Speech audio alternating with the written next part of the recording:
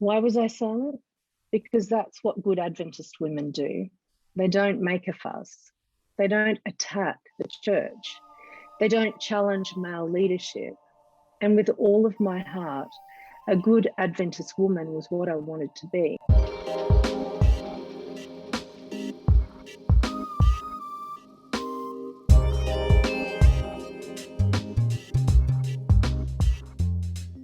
Hello and welcome to SDAQ&A. I'm Peter Dixon, your host for today. And joining me, I have three wonderful guests. We've got Debbie Cosier, and we've got Nicki, Carleton, and Rochelle Bews. Hey guys. And welcome to the first episode of Season 3 SDAQ&A. Season 3. Incredible. Wow. So I have three wonderful women here with me today, people I've noticed over the years speaking up, being heard, writing some incredible things on Facebook, in Adventist magazines and whatnot. So we're just going to go around and I want you guys to introduce yourselves. Okay, Debbie, over to you. Oh, hi everyone. I I was a PK. Which means pastor's kid, if you're not familiar with that. Grew up moving around a lot. I might have met some of you. And I initially did teaching when I first went into the workforce. Taught for about 20 years, and I was an English teacher like Rochelle, and then decided to do what I'd always wanted to do, which was write. So I set up my writing business, and I do that for work now, but I also have a strong interest in religion and ethics, and so I do spend time just thinking about my own experiences and looking at the issues in Adventism, but also in Christianity generally. So, yeah. Thank you. You wrote an interesting article recently I'd like to touch on, with a kind of a metaphor of David and Goliath. What was the article called? And it was for Adventist Today magazine, is that right?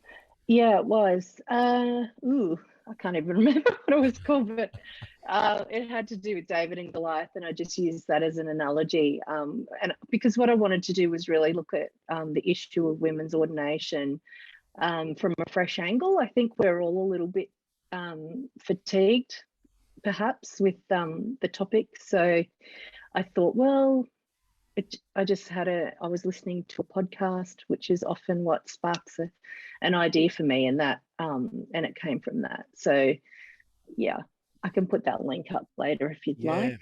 And what I like about it is you're actually offering suggestions for action. What can we do? And Yeah. not only what can we do, you actually provide some thoughts and ideas.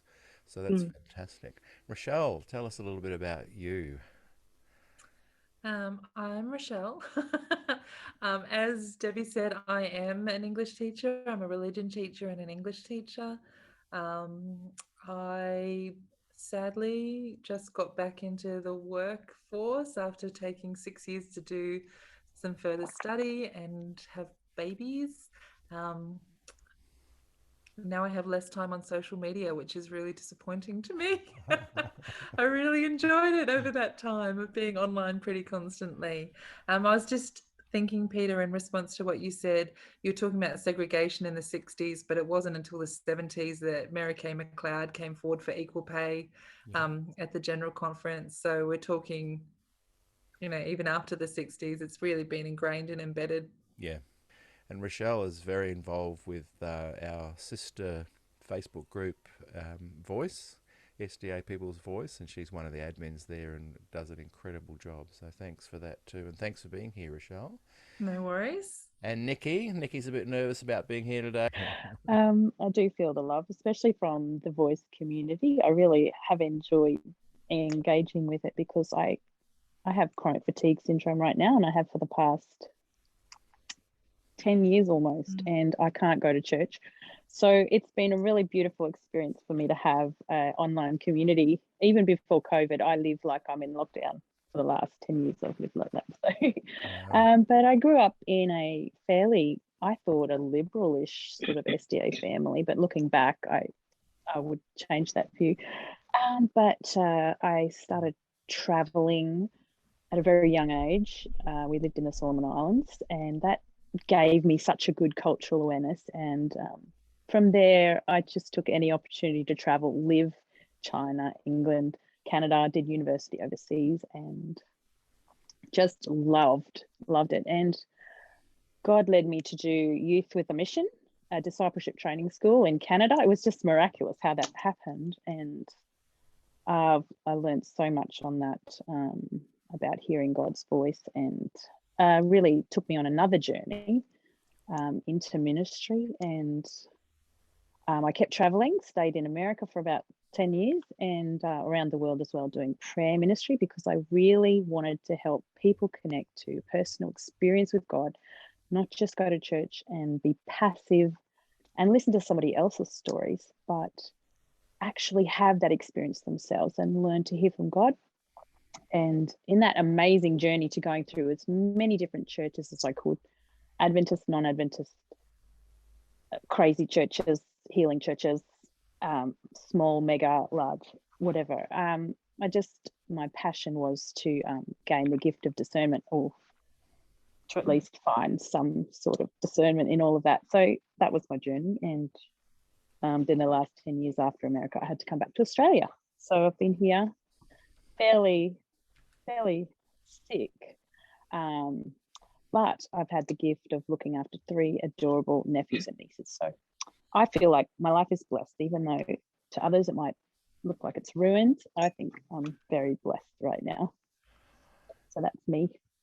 Nerily Smith Dobson, maybe, what is it, a year ago now? You girls can, I'd say about a year ago. 2019. So coming up to 2 years. She wrote a really fantastic open letter. No leaders at conference, union or SPD level replied. She got a few behind the scenes, and then she did a follow-up letter, which we're going to look at today as well. So, Debbie, if you could just read that to us. Okay, so let me read it. Sure. Dear church leaders in the South Pacific Division and the Australian Union Conference, this morning I was reminded of a quote attributed to Martin Luther King Jr. There comes a time when silence becomes betrayal. Challenged by these words from a great man of God, I must speak. I was silent as a child when I noticed that only men were allowed on the church pulpit during the divine service, and wondered why. I was silent as a teen when I observed that while both my parents were qualified, amazing teachers, it was my father who was called and my mother was expected to follow. I was silent as a youth when a dear female friend studied theology at Avondale, even though they knew full well that there was no place for her in the ministry. I was silent as a church employee as I saw that men dominate even the non-pastoral roles in our organisation. I was silent as I watched my daughters turn away from the Adventist church, one to embrace Pentecostalism for its inclusivity, the other in disgust. Her response to the San Antonio vote, how can that even be legal? What answer could I give her? I was silent while I hoped, waited, believed that the times were changing, that it was only a matter of patience and celebrating the small steps as they happened. And for a time, they did. We began to commission women pastors, not a big enough step, but it was a step. It was a sign that we were moving forward, that we were starting to live up to our own fundamental beliefs, that we are all equal in Christ. I was confident that as a church, we were moving in the right direction. So I didn't need to say anything. I could just go along for the ride. Why was I silent? Because that's what good Adventist women do. They don't make a fuss. They don't attack the church. They don't challenge male leadership. And with all of my heart, a good Adventist woman was what I wanted to be. It was during the San Antonio GC that the disillusionment first set in. I had been so confident, so sure that my church leaders would stand up for me and for Adventist women in the Australian Union Conference.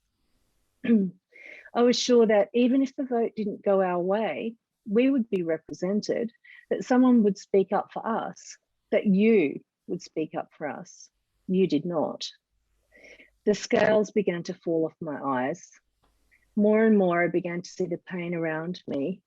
I began to see the hurt experienced by young women who felt the call of God on their lives only to face opposition.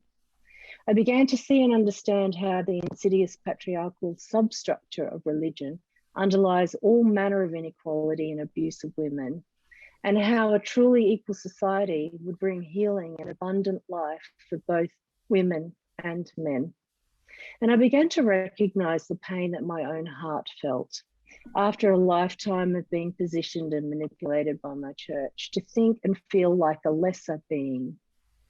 I began to see the small steps of progress we had made retrogressing. Suddenly, words like compliance and headship and public reprimand were being hurled like weapons. And even then, I hoped that my church leaders would be Daniels, that you would make a stand, but you're still silent. And the time has come when silence is betrayal. You have not had the courage to make the ultimate stand, the one that would get your name on a list for public reprimand.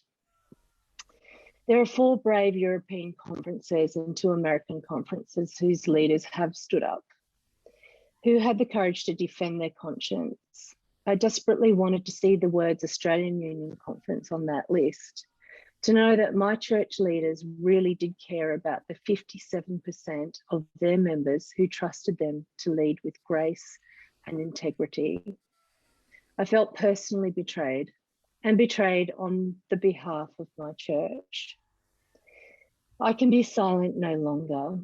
I put this question to you, the one that you have refused to answer, that you have avoided with all the skill of polished politicians.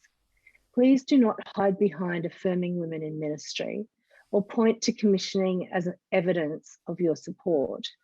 Do not hide behind "it takes small steps" platitudes, because those small steps are now going backwards. Do not hide behind an imagined cultural divide in this union conference. Please just answer this one simple question. When will the Australian Union Conference make a stand for equality, recognising that we are all one in Christ, and ordain women to the ministry? I ask this with true love in my heart for God's church. Nerily Dobson.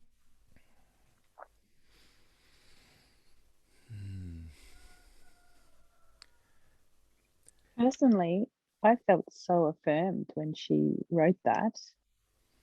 It was like what I'd wanted to say. So it was just such a beautiful thing to read that somebody else had that same fire and passion and awareness. It was beautiful. I think Nerily spoke to that and she put her name to it. And I think there is a burden in that. If you're wondering where our women leaders are who are, not standing up to say that, Nerily, and you saw it in Voice in the thousands of responses and reactions, and I know it had broader ones. That's a huge burden to ask of someone. It's a huge emotional burden. It's a huge time burden. You have to be at a really specific place in your life to be able to do that. And I think, I have young children. I would find it really difficult to commit to being the leader of that kind of movement, knowing what that would take away from my family that I have commitments to, and the vitriol and the attacks and the why don't yous that come your way when you do stand up. And Pete, you've had some incredible personal attacks. You know exactly what that would feel like. Women who speak up get a level of personal attack that is unbelievable. There are pastors' wives speaking up for vaccination that get, platformed on, your sites. Whatever you say, that you have to be ready to bear an emotional burden for that.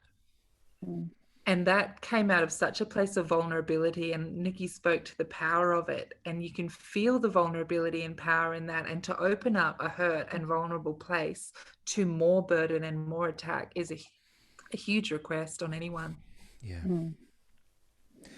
I think that's why I'm super keen to make this about men and women fighting for this. I I've think had, what you said about it being about equality, like this isn't a fight for women, and it's not a burden for women. It is a fight for equality. And I think it's not the idea of we need people to step in and affirm women. We need a fight for equality, and that is the actual thing that is being spoken up for here for everyone who is not. And this is a leadership issue, and it's an organizational issue.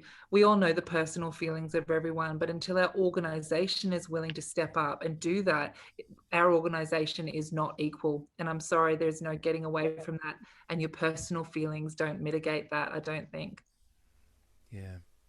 Did you have a chance to talk to Nerily about it yourself personally, Rochelle? Nerily and I have spoken just on social media, but we're in very different parts of the country, unfortunately. And I know that was a burden to her, and I know that becoming the face of that and the name of that and the lightning rod and everything that came from that was hard. Yeah. Had she spoken to you about any of the pushback she received from it? Absolutely. I absolutely. I don't, want to speak out of in terms of what Nerily would say for herself, but she's definitely spoken about that. Yeah. What about you, Debbie? What thoughts have you got on the open letter? How it impacted you? As another woman stepping up for us, Debbie. Yes. Oh, well, Nerily and I knew each other at Avondale. We weren't close friends then, but we've developed this really beautiful relationship since then. We don't see a lot of each other, but I don't know, we're kindred spirits, I suppose. And when she wrote that, it just happened that we'd had many conversations around similar things, around our faith tradition from our families, and we were both writing something at the same time. So she wrote this. I think, Peter, at the time, if I remember rightly, you'd made a comment on one of those forums about why is it that women are not speaking up about this, and you'd made a sort of like, I can't remember now, but you made some kind of observation about it, about liberal men and women and liberal women, and if they feel that strongly, why are they not willing to actually say something? And so that sparked a thought in my mind, and so I wrote something at a similar time. And the interesting thing, Peter, is that the feelings that raised in both of us, both Nerily and myself, were really significant. That we felt very fearful of speaking out. We were both really, really nervous about that. And I can only speak for myself, but I actually struggled so much that I had to go and see someone about it and talk to them about it, a psychologist.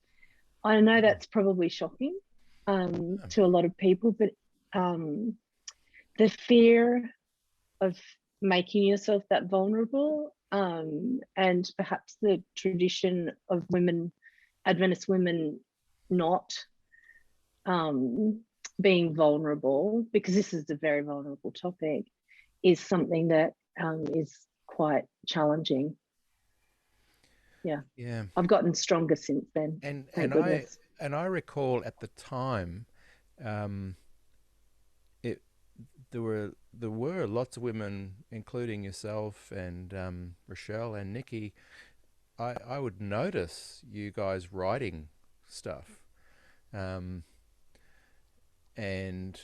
being aware of this. In fact, the site you're referring to was a women's ordination site that I'd written on, and they kicked me off the site because of my comments. And I said, really? What did I say? And they said that I was calling women to action. and that Ooh. wasn't what they wanted on their site. Wow. And one Ooh, person wrote, wow.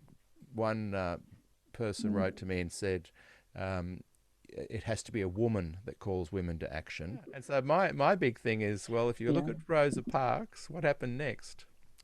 No, but And I honestly just want to say, why are men not doing this too? Like, this is not just a women's action thing. This is a fight for equality.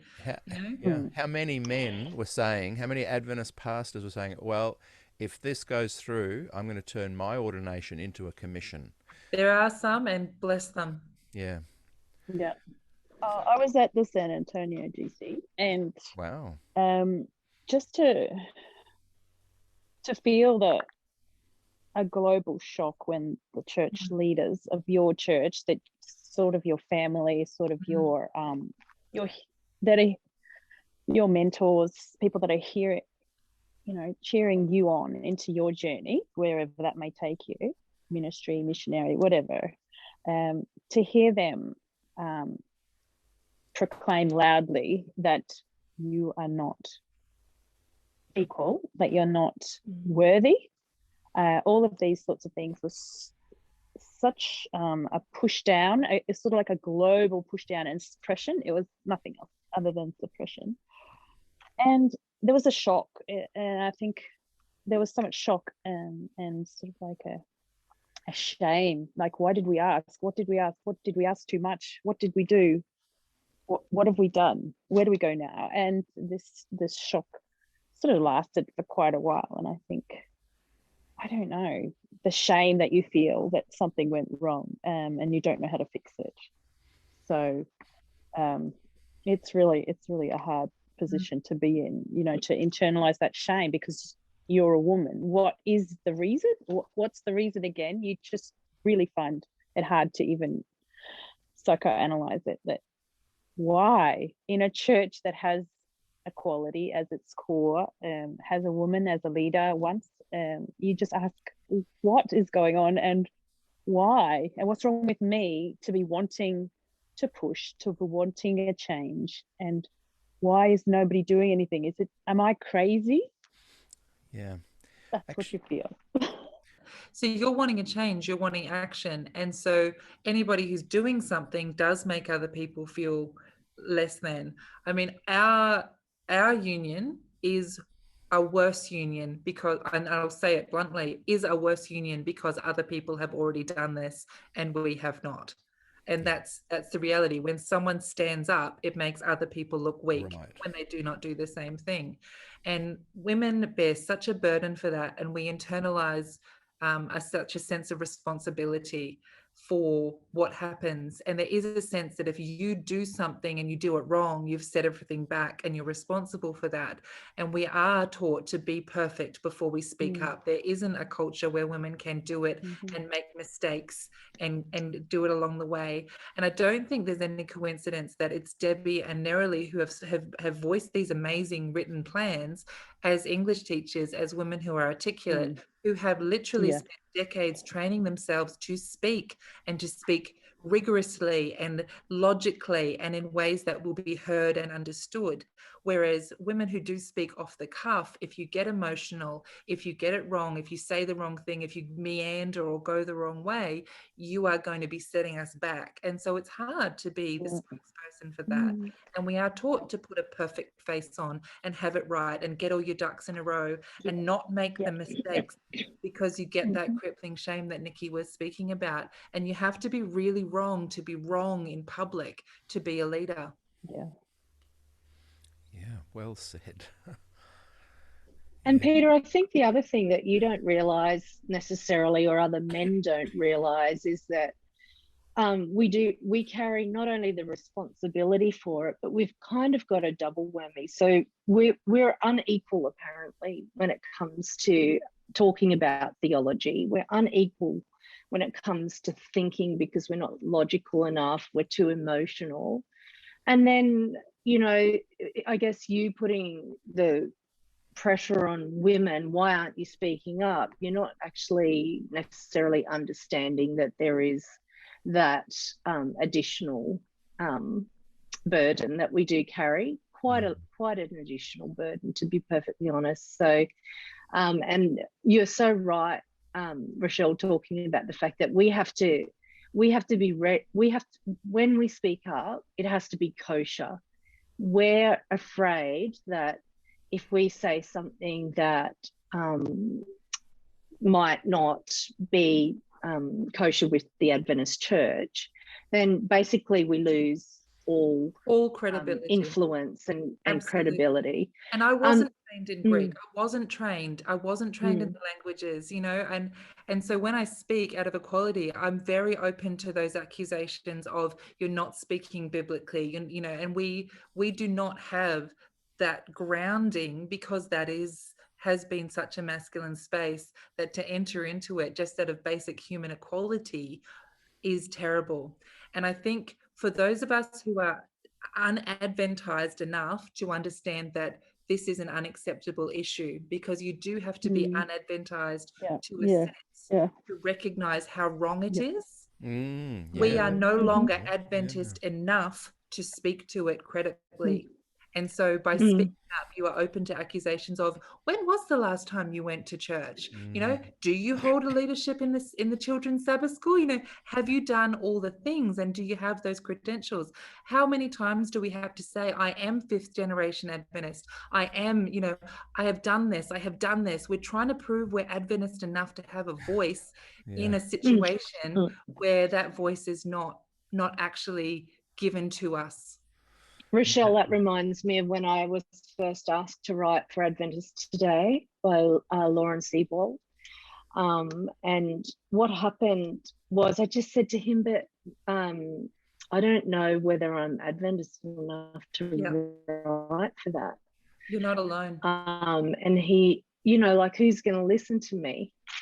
And he just said to me, Debbie, when you are, the Adventist Church is you, and you are the Adventist Church, and that will never change. What he meant by that, I think, was that, well, this is how I took it anyway, was that it doesn't matter what my spiritual journey is at the time, the Adventist Church has shaped me.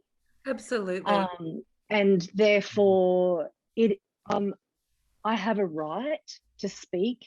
And I have a right to actually make suggestions and to talk about it from a perspective that might be slightly on the outskirts of the Adventist Church. But that doesn't mean that I don't have a right to do that. And I think people will very, very quickly take someone down. And I think, Peter, you've experienced that too. They'll just say, you know, like, you're not an Adventist anymore. Comes up all the time.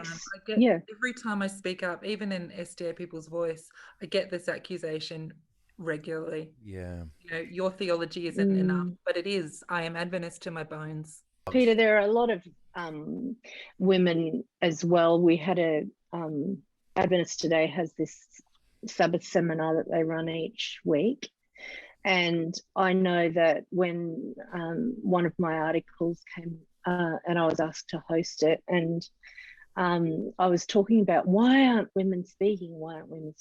But there were a number of women in their 70s and 80s who said, we have been fighting for this for so long. We have been working towards it. And I think we've got to be really careful not to assume that people aren't, you know, fully engaged in this. Exactly, and that's what I learned. And I definitely pull back from my more angsty kind of comments, and that was probably 3-4 years ago. So I've learned a lot, and I'm willing to kind of publicly make mistakes to kind of come to those conclusions. I was just going to say, Peter, I think that's really key. Women have to be prepared to speak and make mistakes when they're speaking, and we've got to be forgiving of each other. Women can sometimes be women's worst enemy, and forgiving of ourselves as well when we do that. And that's okay. You can go, okay, so that's what I thought with the experience I had at the time. Yeah. I've now come to this understanding, and let's not be so embarrassed about that. Yeah. Yeah. When Jan Paulson was president, I was like, yeah, oh, wow, this is like heralding in this whole new shift. Adventists are going to be more inclusive. Yes, you can be a concerned brethren, 3ABN watching Adventist, and that's fine. But you can also be someone that's exploring some of the more progressive views of worship style and theology and digging into the Bible, gospel with new light. And I thought that was fantastic. But then at the no vote, I think it was, Nicki, you might be able to confirm, he spoke up and was booed.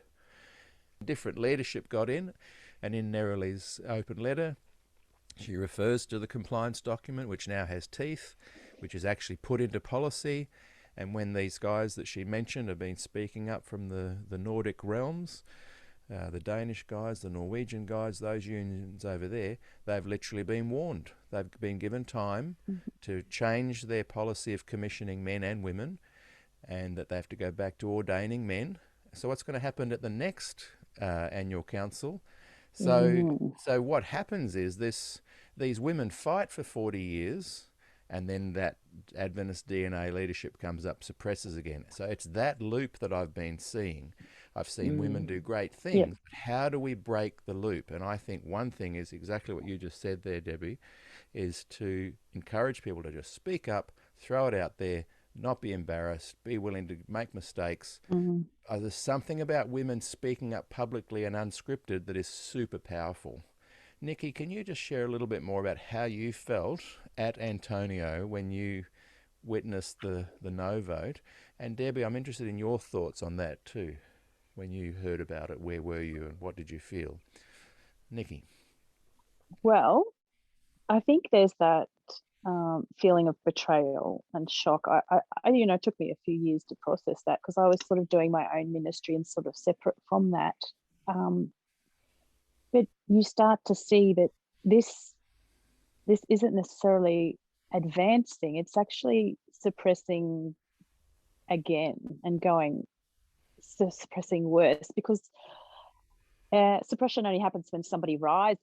You see, if you just don't rock the boat, inequalities there. It's just, everybody's just happy with it like that. And that's the culture. And you accept your culture, your church culture, and you think that's the way it is. We do church like this. This is the way men and women interact. This is the way how we act. This is our internal spirituality. This is our culture. And then the only way it's going to get into trouble is when you stick your head out and say something that needs to change. And in the following years after that, I was living in America, and a couple of beautiful young women pastors had this beautiful church worship event, and it was telling their hearts and telling their stories. And they were pastors fully trained in the church, and they left. They had left, and it was their journey, and the hardships they went through as a pastor of a church, when men would walk out on them. This inequality is so ingrained in our culture. So you're not only fighting just a general, there's so many different levels that you're fighting. Something different I wanted to say is also these beautiful women that are actually speaking out. Who's listening? And I know they do a lot to encourage each other, but that's all good. But the only way they can speak is in this little area. They're not allowed to be pastors. They're not allowed to do all of these things. So they can get all fired up, empowered, and just really excited about that. But soon enough, they'll realize that 40 years later, the outside culture hasn't changed, and the structure hasn't changed, and the institutionalization of the church, some of them think, well, maybe it'll just last forever like that. So there's this coming to a stage of, am I hitting my head against the wall? Yes. And can women make the change? Yes. Because if the men are in charge, yeah. how can the women feel safe and fully alive, fully spiritual, fully, if basically there's not equality. Yeah. So it's the men that have to sort of help the equality of the whole culture. And so because the women are not in charge to make the changes, it would have to be the men, I think, that would change the structure, the culture, and some of the institutional, organizational structures. So that's my thought. That's well said. Didn't Johnny Carter, the president of the United States, he left the Southern Baptist Church over its refusal to allow women to be equality pastors. I mean, that's such a amazing stand, and that really makes women feel empowered that someone would say, this is not right, this is not right. And I always think, you know, the Rosa Parks example of the bus.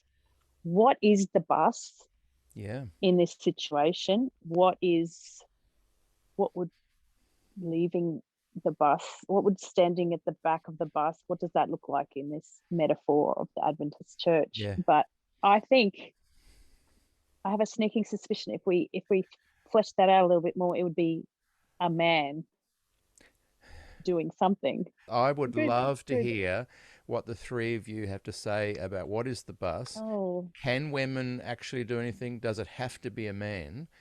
And Debbie's article, the Goliath one, does address that. So I really want to hear your thoughts on that. But let's just pause that. But Debbie, can you just share your feelings on how you felt when you heard about the no vote? So when I think about that time, I was actually quite ignorant of what was going on in at the GC, and it's really interesting that you were there, Nicki.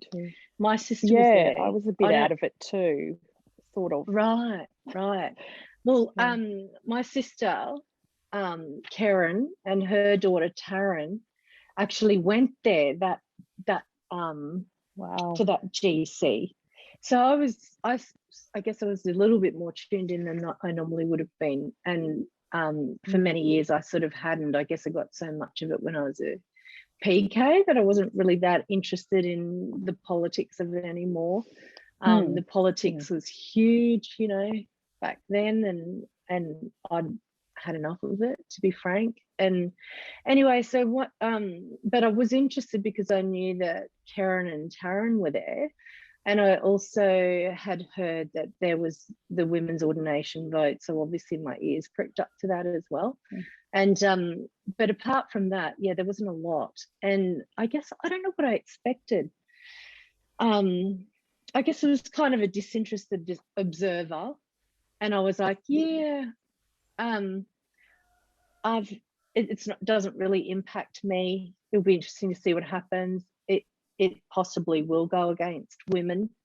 But I've heard discussion about how it wasn't even really a valid vote, because it's not a doctrinal issue. So why was it raised? And secondly, it's a cultural issue.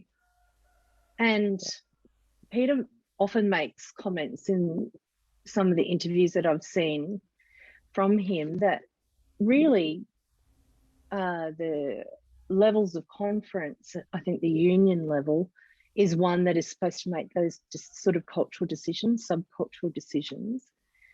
But when something is such a cultural issue and then you have everybody voting on it and wanting to make a blanket decision about it, it's going to be a problem, isn't it? And it's like who's got the most, the traditionalists or the contemporary? Who's the patriarchal who's the leadership? How many votes? To which side? And there are, and let's face it, like if we're looking at the numbers, at the pure numbers, it was always going to go this way.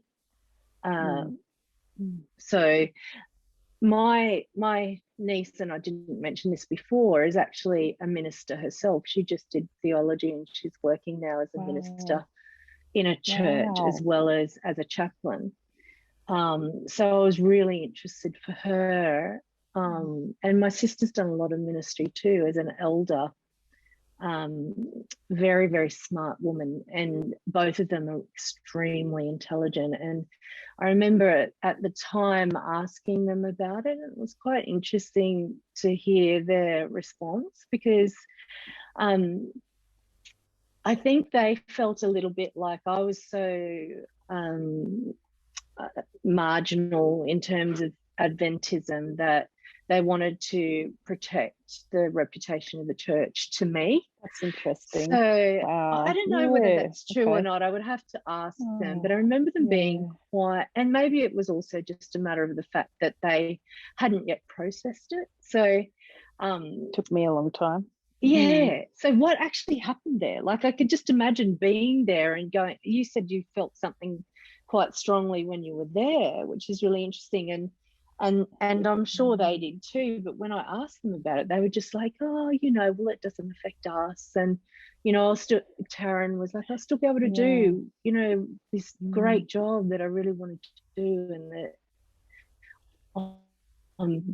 she didn't say that she's good at, but she's so good at it. And that was just really interesting to hear her discuss that. But it wasn't until a couple of years later that my sister actually said to me, when we discussed it again, and she'd read a couple of my articles, she said, we were devastated. Yeah. When we were there, we were devastated. And I didn't say that she didn't say that to me at the time. And it only took probably for the unfolding of all of that, and to see then the fact that the compliance document came on top of that at the next annual council, and that it looks like that it was definitely going to become quite embedded in the Adventist church. Yeah, she was quite critical of it at the time as well, and the fact that, it didn't have to be raised, it didn't have to be voted on.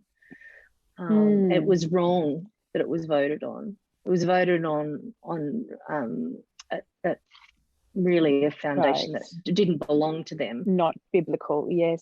No. How do you think it affects her now? I mean, how do you think it has had an effect on her ministry or her I think she would have to speak now? Okay, right. Taryn would have to speak for that, but I guess from the outside looking in, and the fact that she's just such a creative person, my niece, and she's involved in, she will always find a creative way to minister. Great. But you know what? So why is she not then eligible to be a leader? Like, from my perspective, why is that? And the other thing that I think that we forget about is, and I go into this in my article, my David and Goliath article, about how a lot of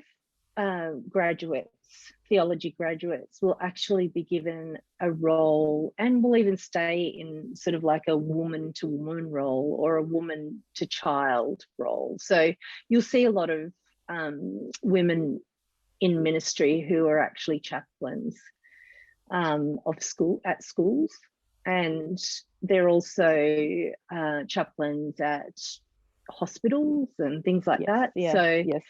And in many ways, I think that is the attempt of the South Pacific Division and the local conferences to protect the women. But my question is this: what kind of criticism does that draw onto those women and the young women who are getting the supposed plum roles? And I know in teaching, for instance, that when you come out of university, that you're required to go do your country service. This is what happens in state, and it can often happen in the Adventist system as well. Like, you might be sent to Mildura, or like just somewhere a little bit more remote. Well, does that happen to women when they come out of theology? I'm not sure that it does. And I think that they attract a lot of resentment from other, not just people think that they're treated specially, which isn't going to do them any favors when it comes to this particular debate. But what about their colleagues and the men who have to go and do things like that, but the women don't? You know, I'm just wondering what kind of toll that then has as well. It's this understanding of equality or equity and what's fair, what's right, and what's just, and how women get treated differently in this culture. It's really fascinating, and I wonder. I mean, women have just as much insight and expertise in. I mean, they could be gifted in mathematics or accountancy. Why can't they be gifted in business and leadership and I mean, it's just amazing that a church in modern Australian society, an American society, would say, well, women are not allowed in this particular area. Either the spiritual guiding in this area, they can just go with the kids and maybe in the hospitals, and maybe a couple can go tokens, but they really do look like token women. But the men were still looking after this spiritual and the money and the future and everything else under that as well. So when I was at San Antonio, when the vote was handed down, I think I lost a lot of trust in the church leadership. The men in their leadership are looking after the men, the children, and the women. So how were they holding women? How were they respecting women? And how were they honoring women and allowing them to be their spiritual best? As a pastor, church leadership should be, how do we foster our beautiful people into being ministers of the gospel, and how do we grow them, flourish them? And I felt a bit betrayed and shamed and lost a lot of trust in the church. And I thought, like Peter is, I don't think there's any hope. I don't think there's any hope. I think this leadership, this Titanic, is sailing. And that I think went through a lot of grieving. Yeah, it's a grieving and lamenting process. Yeah. So back to you, Pete. I just what you were saying there made me think. Imagine if the Commonwealth Bank here in Australia had proposed the same kind of leadership model that the Adventist top-level leaders propose. You know, that women can't hold top-level banking positions, and it would go. And then if you said only ordained Adventist men could run the Commonwealth Bank, it'd just fail. I think it just doesn't make sense, no, does it it? doesn't make any sense. It's so Well, I think it makes spiritually, biblically, or culturally. Anyway, I think biblically though, we can't forget that that people who believe in male headship actually come from a biblical perspective, and that they believe that they're right in just the same way that we believe that we're right. And I think that you know, like, this isn't necessary, this particular interview, Peter, I don't think is necessarily going to prosecute those particular arguments again, but we've got to still acknowledge the fact that that is why, often that is why, not entirely, because I think there is also some, it was really interesting. I started reading, a friend recommended, a mutual friend actually, Peter, recommended The Dance of the Dissident Daughter. And in that, she talks about how the churches, the Christian churches, and the holy misogyny that goes on. It's almost like it's justifiable misogyny that people really are operating on at those top levels and in the cultures that you know, that are actually believing that that is what the Bible's saying. You know, do you take that literally, or do you, or not? What do you take literally? What don't you? There's a lot of questions. My thought on that is that if in the Bible there's definitely Pauline texts that indicate you could support the idea that women have a certain level that they should be able to go to, cover their heads, not speak in church. There's heaps of things that the Pauline texts refer to that these people can have grounds for women's ordination and all this kind of thing. I think my thought on that is that the Pauline text is contextual, whereas the Gospels, the Jesus example, is for all time. And you can't find anywhere that Jesus is talking about those kind of suppression of women. And he was also operating within a culture, wasn't he? It was a very patriarchal society and culture. So would women have been, for instance, able to go traveling with a group of men? Well, I can bet you that they wouldn't have been able to do that. Exactly. And if Christ had said women are not to be elevated to this position, then they'd have extra material. But Christ never said that. And thank goodness that Paul even says all are equal. Kim Moffat writes on the wall, one of our best CFOs was Barbara Reynolds. And I agree. And a lot of people say to me, yes, but there are women in top level positions. But I'm saying if there's only one job that a woman cannot get in the Adventist church, that's still wrong. Absolutely. And it sets the tone for everything else, really, doesn't it?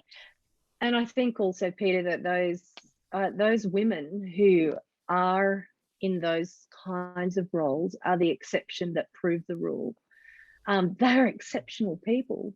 And there's very few that occupy those places if they're not women to women roles or women to child roles. Yes. It's just, it doesn't happen. Yeah. I had a point, just thinking of how culturally, does our church membership believe that spirituality can be equal amongst women and men and children? Is God the same God to each of those? Wow. Does God speak to each of those? And I think that's one of the cultural things that needs to be addressed for women to be accepted in leadership roles of spirituality. Can God speak to women and men equally? I mean, I believe obviously he can. I was just going to say, can you share your answer? Can you share your answer to your question? And then Debbie, if you could maybe answer that question also. Oh, okay. Well, I've been on this amazing journey of learning to hear how God speaks to each person differently and uniquely and creatively, and I believe that he can. Took me a while to figure it out and to learn to test it and trust it and keep testing it always. You don't just hear a voice and go, oh, let's do it. It was just discern and test that as well. But Ellen White presumably heard from God. I mean, sometimes she said she did, and we know that maybe she didn't always. But anyway, so we either accept that she heard from God as a woman and as a leader. There you go. That's just the culture of our church. Can he do the same today?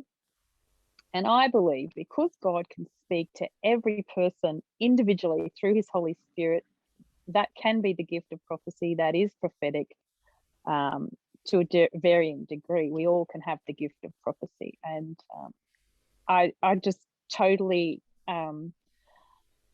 think that she should never have been put on a pedestal.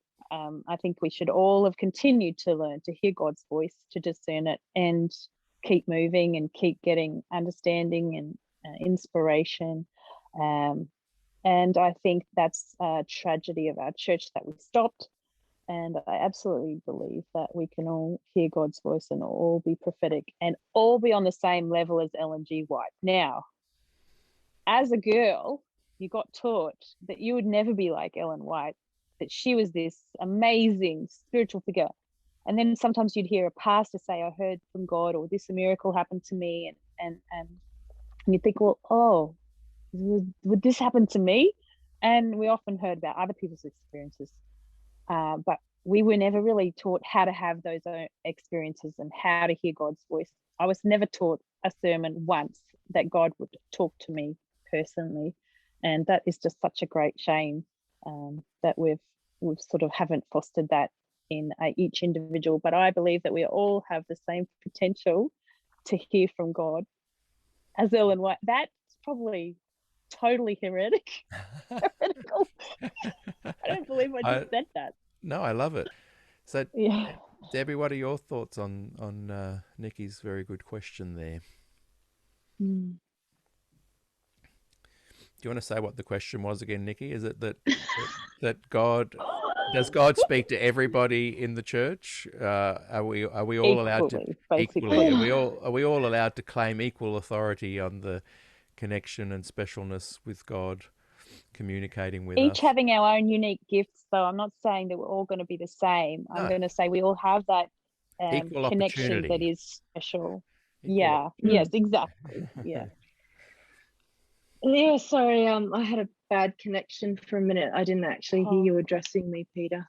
Yeah, I guess I don't know about that generally, but I do believe that women are called in exactly the same way that men are called to the ministry, and that might mean that they have a heart for the ministry. They feel impressed by something that they've read, whether they hear God's voice or not. All of those, I mean, does someone have to be, I'm calling you to the ministry, Debbie, before can be an they inspiration. accept the call? You know what I'm saying? And and because they're called equally, then it's equally valid in my mind. Yeah. If just interested in how you both feel about receiving criticism from men and criticism from women. Does criticism from men carry more weight than criticism from women? No, I think it's the other way around. That was my suspicion. Maybe. I think women are very hard on other women, and we're all creatures that want to be part of community, and women shunning other women can be incredibly painful in a way that doesn't happen between men and women. Why is it it then happens between women and women? Why do you think it is then that women will speak out more against the criticism they receive from men and don't really reveal what you've just said, which I've always had a hunch is true, that the criticism from another woman is more impactful? Why will women be freely speaking against men who criticize, but even in writing, I rarely hear women criticize each other? Well, Peter, what about the fact that not too many men will actually deeply engage with a woman in debate? Because I've made some there are a couple of very interesting people on your forums who are quite argumentative, and when I say something, there might be a little bit of very nice conversation around it, and I will always treat people well, no matter what I believe of their ideas, whether their ideas are valid or not. But the amount of engagement that I might get in my arguments or in my posts is actually quite minimal. So are you saying that more men are critical? Because I'm not condoning critical men. Men are more critical of other men, and women are more critical of other women. But you don't see many. So you don't see, and I remember, when you were publishing the stats from those groups, couple of years ago, I was really interested in how in the number of comments and posts came from women, and noticed that it was significantly less. But women won't necessarily publicly or even privately criticize you, though I have received a lot more messages, private messaging about my writing of late, especially one that I wrote about prophecy, which was extremely confronting to some people. I was really pleased on the one hand to get some really public criticism of that, but the type of criticism was really interesting. I'm happy to go into that. But women generally will just tend to disapprove of you, and you know that you're being disapproved of by their interaction with you. It's very clear that it's a form of shunning. Right. It's a form of shunning. Okay. It's, yeah. We don't officially shun, but we're very good at it. That's interesting. So when you're interacting on a forum, or in a church, in a community, there's unspoken rules, there's cultural rules, and then there's communication, things that you can take as face value that you can also misread and misinterpret. So there's all these minefields out there, and how do you feel safe in the midst of all of that?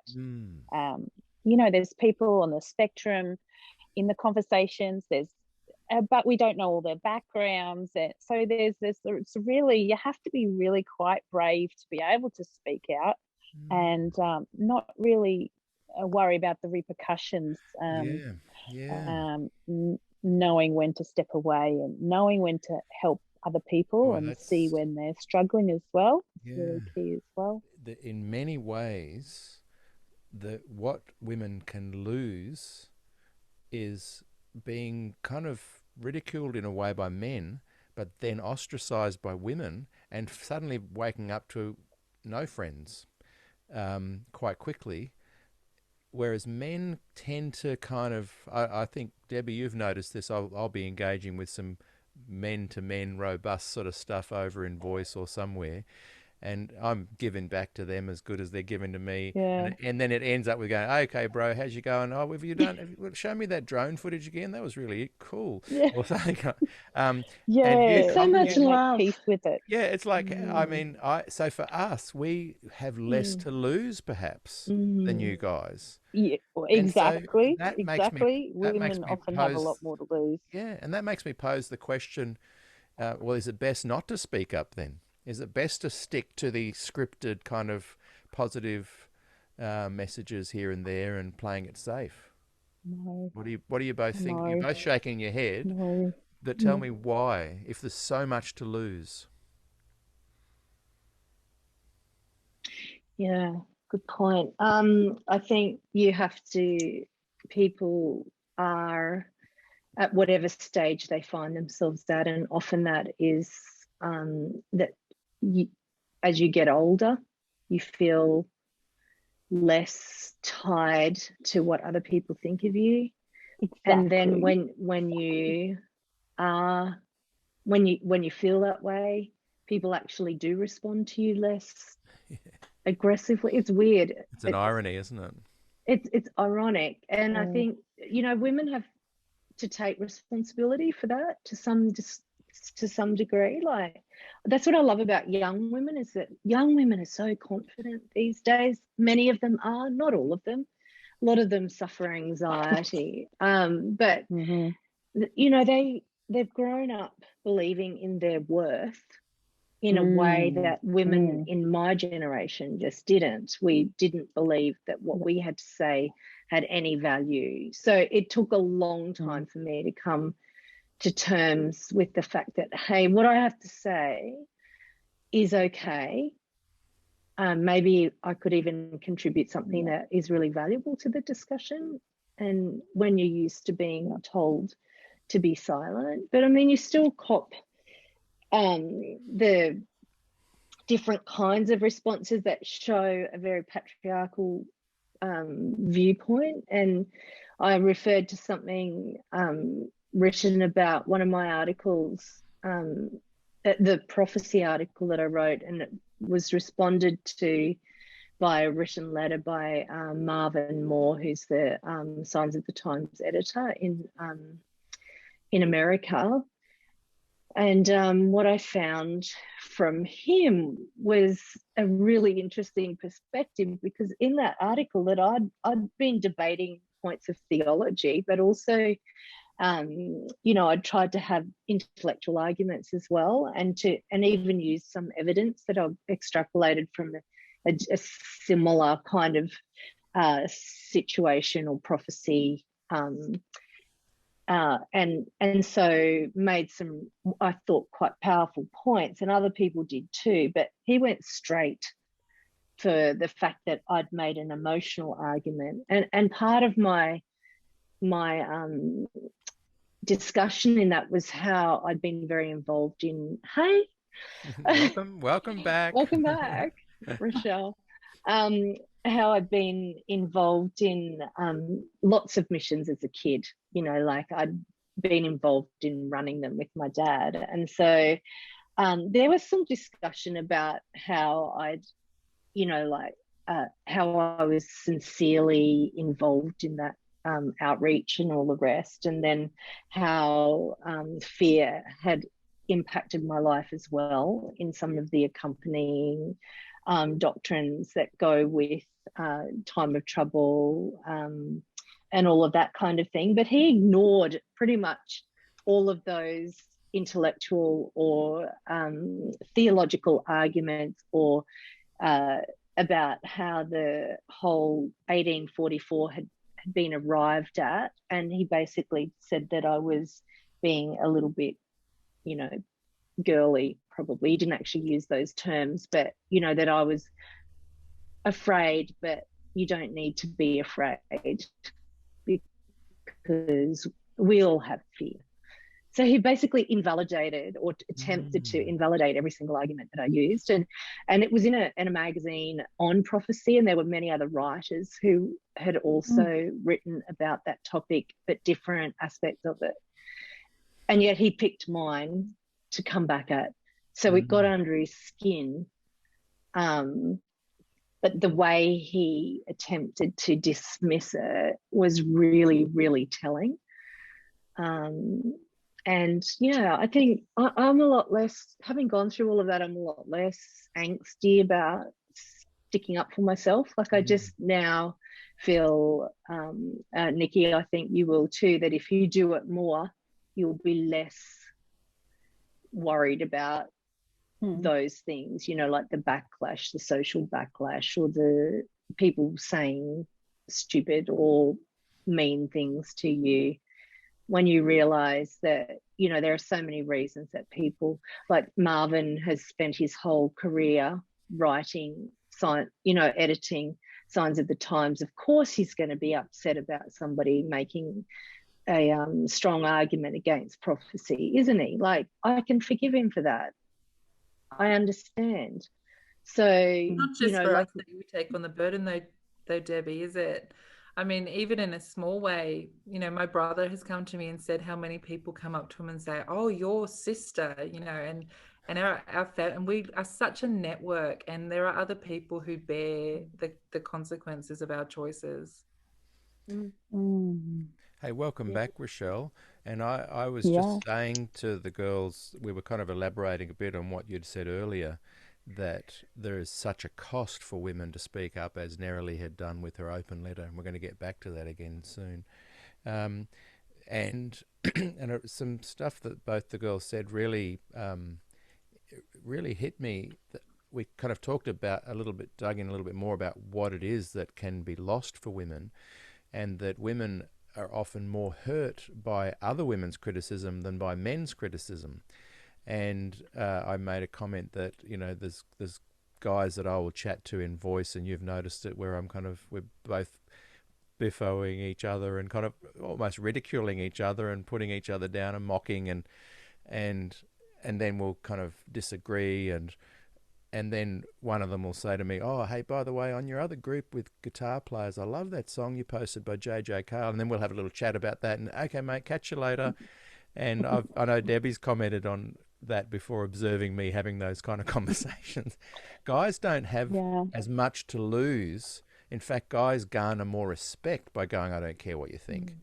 And so I said, so do you both think that maybe it's perceived differently, though? I don't care what people think, and that's perceived very poorly from a woman versus okay, yes. from a man. Well, I said, because there's so much to lose, is it worth just not speaking up then, and just let's not even have this kind of conversation?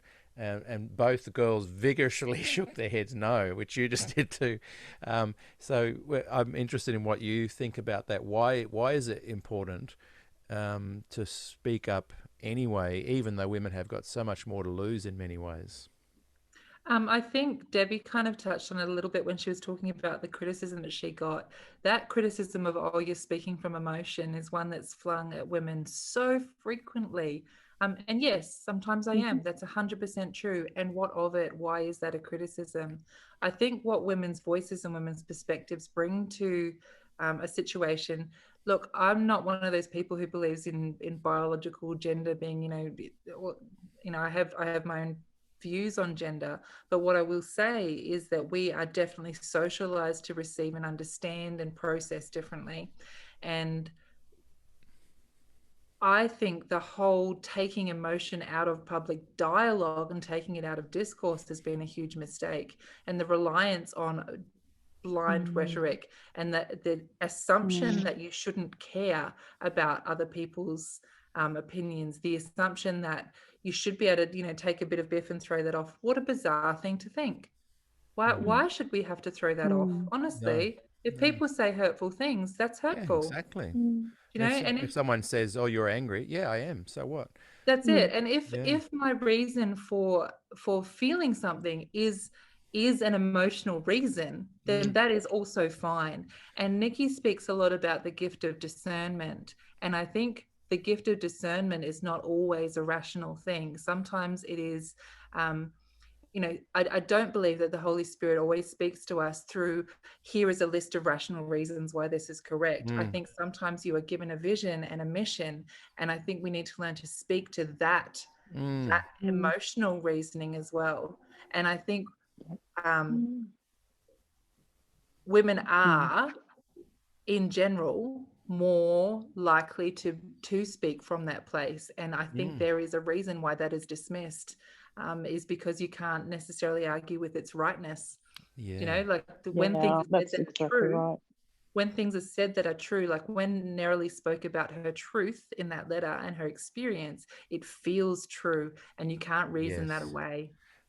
Okay, this is really important for me, I think. Of course, when I was younger, petrified of speaking my truth. But as you get older, absolutely, as Debbie said, you get older, you just get more confident. You know who you are, you know what you need, what you want, through a lot of brokenness and healing, I might add.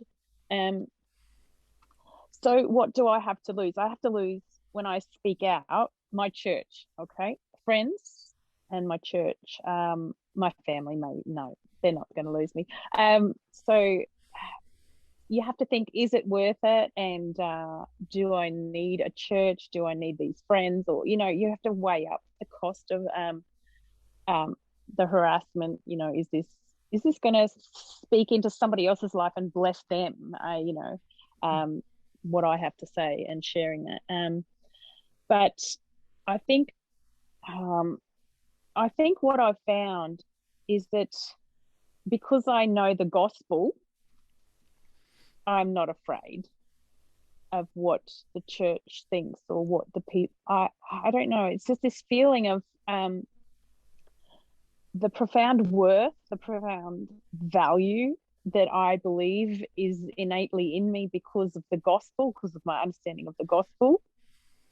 It makes me understand that what other things are just meaningless, because I know my truth, and that took me years and years and years to learn, and that I wasn't a mistake, and that my brokenness isn't mistakes and I have value, worth, and Yeah. I'm important. And that's because of the gospel, understanding a real gospel. Now, if you don't have the gospel, and if you think the church is your salvation and that your membership is really important as your identity as a Christian, as your spiritual identity is in your church, you're afraid of not being a Seventh-day Adventist. Either you won't go to heaven, or you'll be excommunicated, or you lose your family and friends. That's really a tragic place to be in. And I think that's why the gospel is so important, because nothing else matters when you have the gospel, when you understand that. And so therefore My it's 2 worth cents there. speaking up and fighting for. Is that what you're kind of saying? That's why you It all don't... comes down to the gospel. It all comes back to the gospel. Yeah, I don't know what I'm saying, but that's what I'm saying. I think it's tied in though. Well, Pete, no, you've it's well talked said. about Pete, you've talked about your children, your daughters giving you one Mm. of your reasons to fight for this because you're raising women. I've got 3 daughters too, and my fear is the opposite. Is that my fear is, what do I take from them by criticizing the church? What do I take from them by not being in as much as I used to be? What do I take from them if I don't fully belong? Because it's really hard to give your children that sense of place and belonging if you don't have it. If I'm someone who's a dissident and speaking out, are my children as welcome as other people's children? I've What have I pondered stolen that. from them? And I saw a reasonably a wonderful local Adventist mom saying, and she has given her whole heart and her whole life to being of service and of ministry and of living the gospel. And she's like, my children criticize the church. And I think, have I stolen faith from them because I've somehow, by criticizing the church, made them feel like I'm criticizing Jesus or I'm criticizing God? And see, there is that hard place of, if I verbalize my anxieties or my critique, am I taking that? That was a huge concern for me. Just to add, my daughters and my wife don't even know I'm a dissident. Like, this conversation never comes up. And in many ways, my girls are getting very, very well treated. They're treated very well. But I think if you're someone that's being seen by your kids and family as being a dissident, that might be a different thing. Do you remember when you were growing up, the phrase stumbling block? Yeah. That's it. That's exactly it, Debbie. Yeah. So there's this stumbling block theory that was hammered home to all of us when Don't we want were to be a stumbling block kids. to others. I know. So speaking publicly about something, it stops us from publicly dissenting very often. And so it's easier. It's toxic. It's so toxic. Don't be a stumbling block. Jesus first, others next, and yourself last. It's toxic. Yourself last. If you if you were to self first. Yeah. If you were to look at the the Bible verses around that, you would probably come up with a slightly different interpretation of what that means. But in many ways, the Adventist Church has used it to serve themselves, I think. And so it really means that we all avoid being public about our thoughts. We hide our true thoughts, that it's easier to leave. Yeah.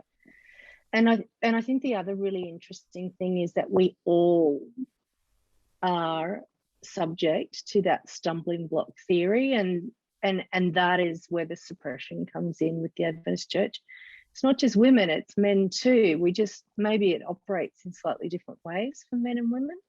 And what has been really interesting to me in observing other people in your conversations, Peter, is that what about some of those men who you want to actually be honest about where their thoughts lie when it comes to 1844? They're just as prone to this suppression. Yeah, they'll lose their job. And not just that, they're worried about their families, Yeah. just like we are. They're worried about, their community and how they're going to be perceived in their community if they were to do that. So I just think, us always going, it's just the women, it's not. A lot of the men, they might seem more open. They might be willing to have a bit of argy-bargy when it comes to theology on a forum like Voice. But what if you're asking them to be actually vulnerable? And what if you're asking them to, what are their true thoughts on topics like women's ordination or whatever? Like you speak to anyone in Adventist employment and they're a lot less likely to be open about what their true thoughts are. Yeah. They'll tell you off the record. They will tell you off the record, I Exactly. support this, I affirm this. Yeah. But I think that speaks to the nature of our corporate organization, is that if they're all thinking this privately, none of them are saying it publicly, because it's not the truth. No, exactly. There is a punishment coming from somewhere, because if everybody thought this, then there would be no punishment and we could all just be open about it. I think the liberal progressive men in many ways have let the team down with their silence. And it's interesting to note that they are only now, as they reach the end of their life or they are in retirement in this series that I've just completed, season 2, are now saying these things like, well, perhaps I don't really believe in 1844 as a supernatural event and this sort of stuff. And good on them for saying it now. But wow, if you're a young liberal progressive and you're not speaking up now, boy, this is going to set the church back 20, 30, 40 years. Which actually makes those men complicit. Oh, sorry, 100%. guys. 100%. I appreciate, I appreciate those private conversations that you have about how you support women. I appreciate, all of the things that you do to quietly support women. But you need to be vocal and women need to be vocal. And it's just really interesting to me that this whole, the stumbling block, the fact that it all works together, doesn't it? It's like we don't trust conscience, we don't trust instincts, we don't trust emotion. That's what you were saying earlier, Rochelle. As like we see that when we look down our noses at happy clappies and people like that displaying emotion. Especially dangerous. We've got to stay away from that. But unless we're actually willing, and so the suppression kicks in. And what that does then, and your question, Peter, is really interesting only because it points out the real problem with it. That if we are, if all of that's operating to suppress us, and yet we've got to publicly dissent in order for something to happen, then there's going to be a huge amount of dissonance there that won't be resolved. And that might be why all of this has taken so many decades to change. And it's actually going the opposite direction now. It's going the opposite, But one of the things I do love about Adventism is that kind of time warp sense of it. Like I'm not going to lie, a lot of what I love is the traditionalism. I do love that, and so I understand that in keeping that character that I do love, it does mean there's a resistance to change and there's a resistance to progressivism. And it does take a lot to retain a distinctive character in the face of so much secular character and difference. And I respect that it has taken some digging in heels and some refusing to budge to keep us as we are. And there's so much in that that I love, that I do recognize that that's been a strength as well as being a real downfall in this area of human equality that I think is so significant. I can't hate something that it's maintained a set of beliefs that I love and enjoy and want to be part of, and not recognize that strength is part of what I'm fighting against here too. But I want to dig back into Nerili's letter and this response of silence we're talking about. Before I do, when I wrote a post calling out the SPD leaders, I think it was on Voice, and I Yep. said these guys could fix this problem in minutes if they Straight wrote away. a This is what you public believe, statement. guys. Say it. Yeah, public statement. We support the guys on the.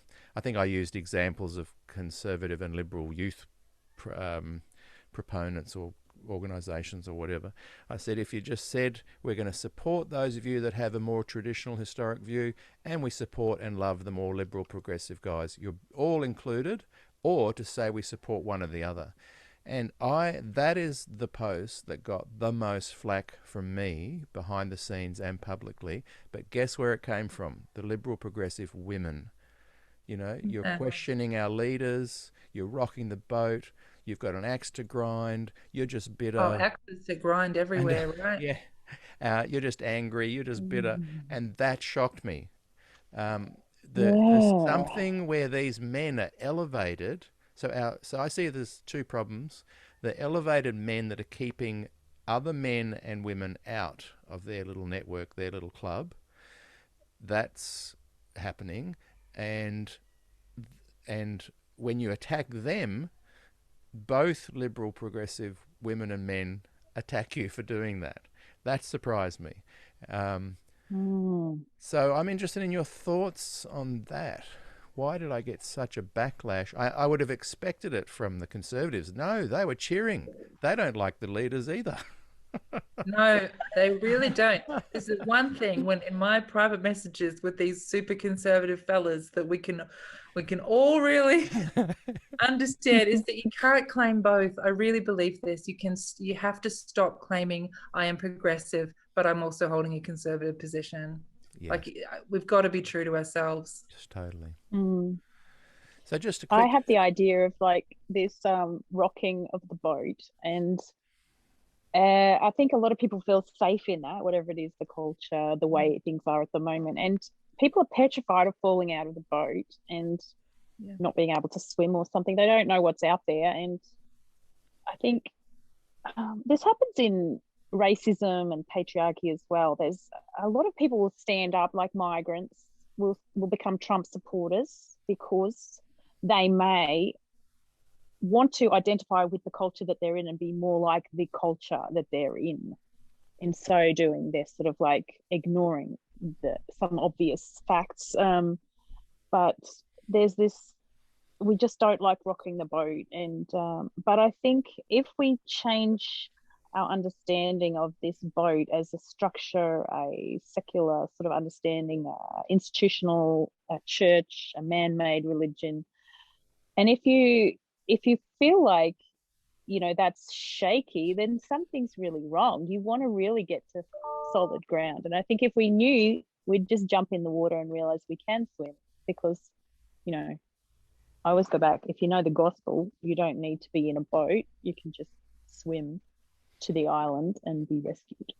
So anyway, I think we're paranoid about shaking our safety. We're not good at feeling unsafe. And do these male leaders at the top who garnished all this support by having these liberal progressive women attack me, is there a sense of idolizing these guys, and is there something in the culture of Adventism that lifts, I don't think so, lifts these men up? I don't think it's a matter of idolizing them. I think it's a matter of recognizing they're nice people. Yeah. Like humans are complex and these guys are nice. Like almost to a man. I haven't met all of them obviously, but everyone I've met has actually been a lovely human being. Yeah. And to say speak up or get out is saying that to a face that I know, that I might have gone to college with, that I might be distantly related to, that I probably like. Yeah. It took me a long time to build up the courage to write that post, drawing them out. I got a lot of top-level leaders write to me, what are you doing? Why did you say that? What's going on? Because they're not my friends. They're my friends. I did an SPD Christmas gig a few years ago. It's one of my favourite gigs ever. They were brilliant, fun, laughing, singing along. And they are good great people. Yeah. So what are your thoughts on that? That's a really good. And you've got to reconcile that. You've got to reconcile the two things. you are an amazing human doing God-led stuff and also failing our church on a horrendous level. Wow. You're both. Wow. And that's for Peter. I think maybe some people didn't trust you. They think, hang on, you just left, or something like, oh, is this guy safe? What is he? Is he preaching another? Is he going off the scale? Like, some people that leave are horrifically angry against the church and are there to damage. And so I think there was a time where I think your voice needed to be trusted. It needed to be weighed up. Is this the gospel? And I think when people understand that they see the gospel somewhere, that it automatically becomes safe.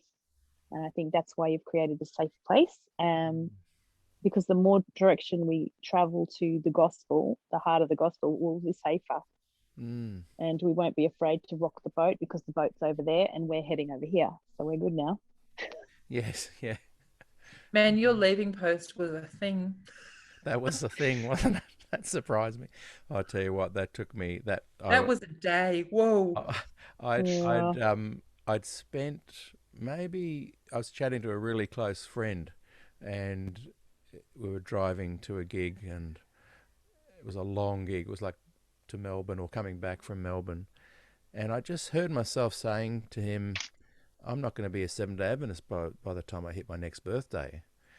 And then I didn't think about it until that Friday night. My birthday was the next Wednesday. And so I wrote, what would it feel like writing this? I didn't press post. I thought, what would it feel like? This is my last Sabbath as a Seventh-day Adventist. So I wrote that at about 3:30 in the afternoon. I'm getting emotional thinking about it. And then 9:30 at night, press send. And boom, it had this kind of reaction.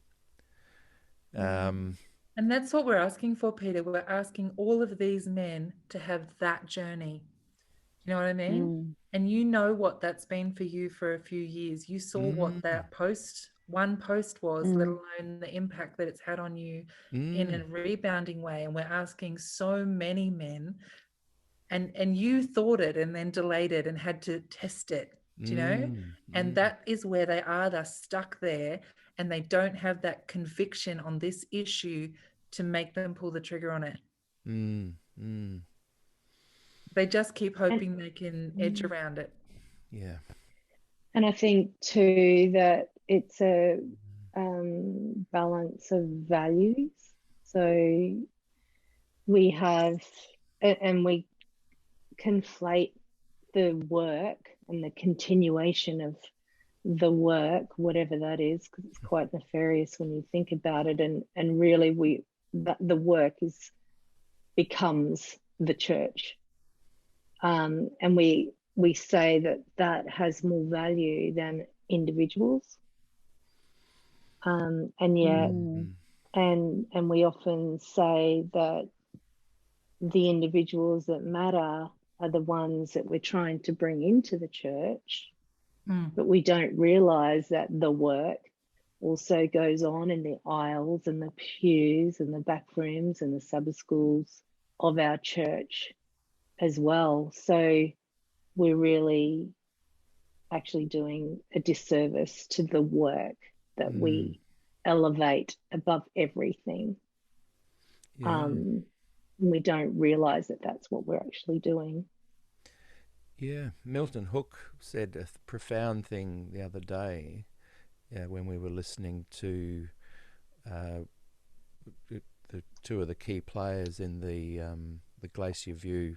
We were listening to them speaking at a pastor's workers meeting only weeks after Glacier View, and Milton commented that Adventism is anti gospel and anti-Christ. And I there was a moment where I felt the air leave the room, and I don't know if people even took that on board. I definitely agree with his sentiments there. So we can be, yeah, and we're sitting here still trying to think of ways that we can improve and maybe resolve some issues and even fix the problem, I want to go back to Nerili's open letter, and we've touched on this, but I just want to expand hear what the three of you think on the heaps of support. Did she get heaps or quite a bit of support behind the scenes from the union conference and even SPD level maybe? But always But so no public at all. No, and also they kept saying, and this is the one that sticks with me, that their job is not to respond to social media blow-ups, and they keep acting like our voices don't matter if they're on Facebook or if they're on Twitter, like that we are somehow erased because we're typing these words. But I think I'm hoping that COVID will actually make a difference in that thinking, in the sense that we are all remote and we are all behind a screen at the moment, because you have to stop dismissing every one of those social media voices as somehow not being real. Like it's that knee-jerk tendency to dismiss online keyboard warriors. We're not. We're human beings. We're people. Exactly. You know, we are sacrificing to send our kids to church school. We are struggling. We are really wrestling with this. We are trying to decide, can I show up in the pews of a place that does not recognize my equality in the way that Jesus does? Like, can I show up in a church that does not do that? And I'm typing that on a screen, but you've got to hear that. That's me. I'm a human. I'm saying it. I had one. And they said that to Nerily, we don't respond to open letters. Why not? Why will you not?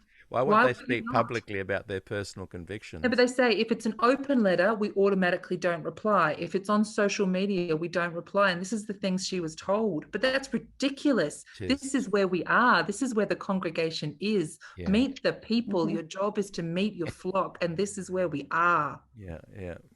And your flock is your mission as well. Yeah. I had one SPD person say to me, because I've tried to get them on the show. I've said, any conference, union or SPD, come on SDAQ&A, share, let me talk to you. And one said, look, you know, I'm actually busy doing real work. Yeah. To be on your show. What are your thoughts, Nicki or Debbie, on what Rochelle just said? Agree, totally. So let's Nothing look to add.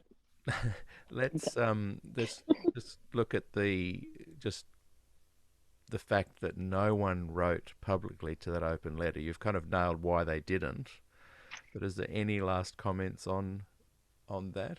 How did Nerily feel? Because I think maybe I don't want to speak for her, but I got the impression that we all felt someone was going to reply publicly to that. They did write something. It was hilarious. They wrote something in the record or somewhere, and I knew they were addressing Nerili's.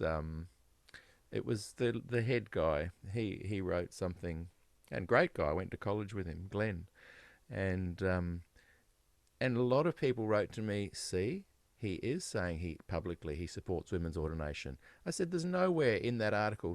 Tag me. Let me see where that is said. And I read the article. No, he's supporting women in ministry. There's nothing saying women's ordination. But everyone went, oh, good. He does. See, Pete, he does support publicly. Now, I don't know whether he does or he doesn't, but he cannot share his personal belief. Is it possible for them to speak publicly and say, look, I have my own personal views, but this is the party line I have to toe, so I can't? Even that. No, because that's weak. Did you feel weak just saying that? Yeah, I couldn't say that.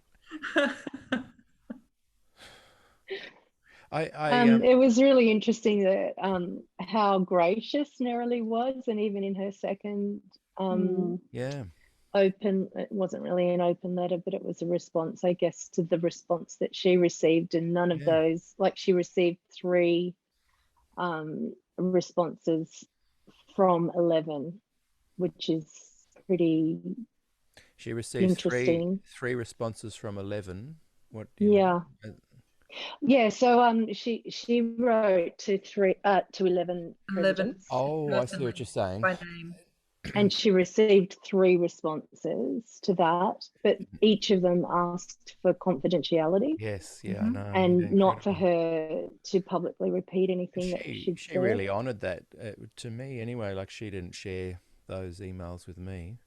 Hey, I And that's want a huge they say- burden for her to carry. I know. I know, Isn't this she? is it. This is part of the burden. She's doing their emotional work there. I know. But they Yep, keep saying, yeah. oh, there'll be a corporate usual. response. There'll be a corporate response. But Yes. you are the corporation. You are the Yeah. people. You Yeah. are the people. Yeah, I'm just going to read a couple of comments that have been coming through on our wall. So many people have been watching, and what's great is people come back and watch later as well. Kelly Byrne has written, bingo, so correct, thank you. Bronwyn says, having no emotional awareness and an absence of empathy for other people's emotions is a sociopathic trait. Wow, that's true. I love you, Bronwyn Reed. You're speaking for us all. Bronnie, you're invited to do an interview with me. Yeah. Gillian says, amen to Nicki. The acceptance of the gospel is all important. Darren Pratt, preach, Rochelle Bews, spot on. Lauren has written, no one wants to be the first to speak up because of others' opinions. Example, no one wants to be the first to like a post or comment, but will once others do. That's true. Leanne Franklin, being honest and working for the church very rarely go together. Wow. Often when you are honest, you are made to feel anything but welcome. Graham Fraunfelder, great to have you here with us. What are the mental health repercussions of being in a system that has forms of silencing and oppression? What are the mental health repercussions of standing up and having a voice and being something in a no-win position, because there are significant repercussions with any option, being silent, speaking up, or leaving? Mm-hmm. Wow, I didn't realise there's so many Or comments. sometimes both. Yeah. Speaking up as you're leaving. Here we go. Perfect. Yeah. Yeah. Is that the one? That's reflection on response to open letter. Yep, that's it. That's it. Yep. So this appeared, oh, I didn't get the date. This appeared on Voice again, and apparently she'd been asked, probably by you, but others as well, about what response she got from her open letter. A few months ago, I wrote an open letter to our church leaders expressing my disappointment in the lack of progress towards the ordination of women. At the time, I expected about 50 people might read it, and I was quite overwhelmed by such a large response. I also didn't expect I would get much of a response from church leaders, and unfortunately, I was right about that. As requested by several people, I have been meaning for some time to write some feedback about the overall response to my letter. I've managed to put it off for a while. Why? Perhaps an underlying sense of disappointment, even though my head told me that I was unlikely to get much of a response. My heart hoped for more. I received responses from 3 lovely presidents. 3 out of 11 is more than I anticipated. So that there's that. I am bound by confidentiality not to publicly repeat anything they said. However, I can assure you that these men are fully in support of women's ordination, and also feel a measure of frustration at the lack of progress in the church on this issue. I couldn't escape the feeling, though, that I was being placated. Yes, we agree with you, but trust us to handle it is the most congenial way. No need to rock the boat, leave it to us, which in essence is what I've done, I suppose. Why? Because I think I have given up. What this experience taught me is that the situation is hopeless under the current leadership of our world church. It's not that I expected a single open letter to achieve any sort of significant change, but it revealed certain things to me. First, it revealed that there are, in fact, many pastors, presidents, and church leaders who sincerely hope for women to be ordained. And most importantly, for a true priesthood of believers to emerge in the Adventist Church, but it also revealed a lack of willingness to make a stand. Perhaps the knowledge that in this climate of church politics, defying the chain of command would be political and professional suicide. And I do understand to a degree that many pastors feel that they are better off remaining in a position where they can be of influence, which in their mind is better than nothing. And of course, to be able to live out the call on their life to ministry. However, this means that our ship is well and truly becalmed. The strategy of the church and the SPD is to not rock the boat, to work behind the scenes and play the long game. Secondly, it revealed a level of pushback.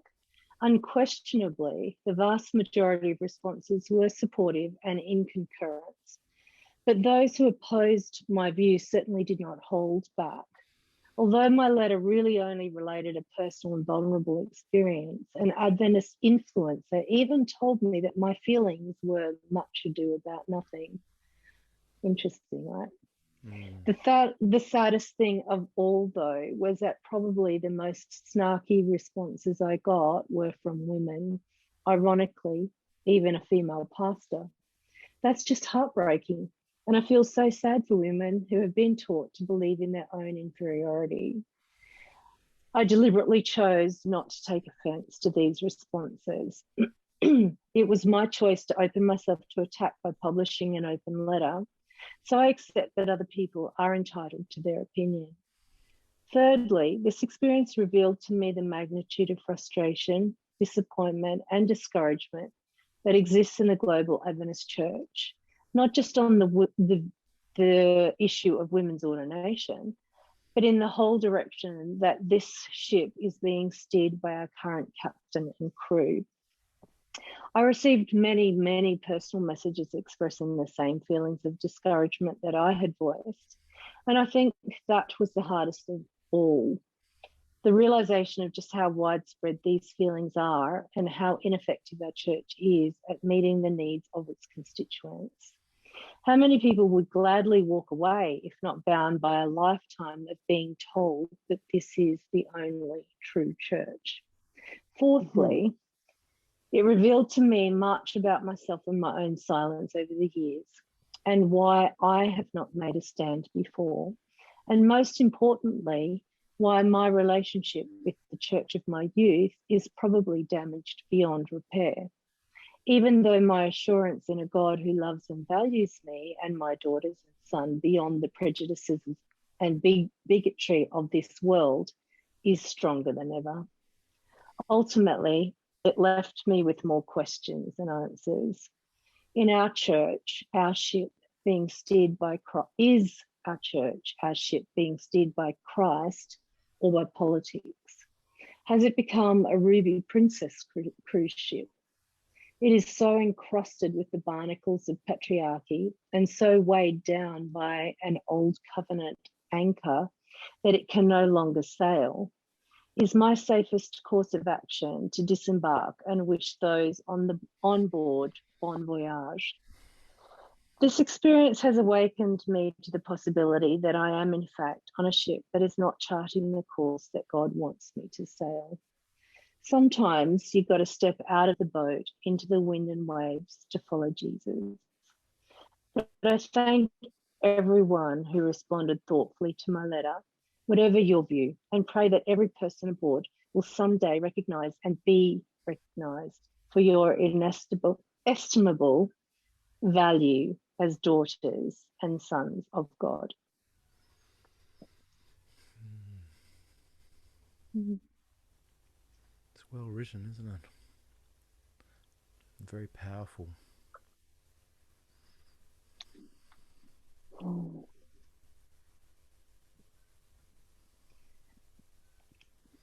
Wow, that's a lot.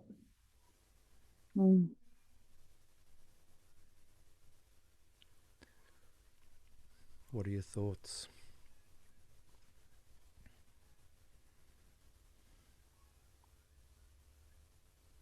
I don't know. I'm listening to it and I'm also remembering how I felt at that time. And I think what I just kept getting from it is that I just don't think our voices matter in an administrative context.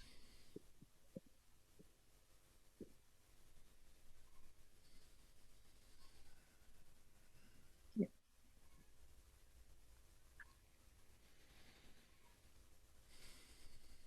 I wish deeply that I did live in one of the unions or conferences that have done the right thing here. Because it speaks to a character in their corporate church that I could believe in, you know, that would align with what I believe Jesus does.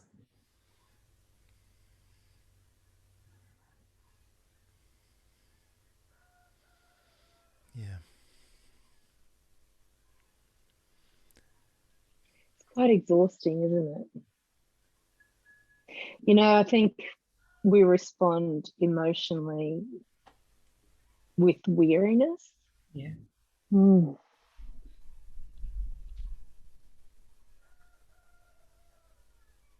Yeah. It's like, what more can you say? And it's like hoping that your partner will want to give you a hug but not asking for one, because you feel that by asking for one, It's not real. Yeah. it's not real.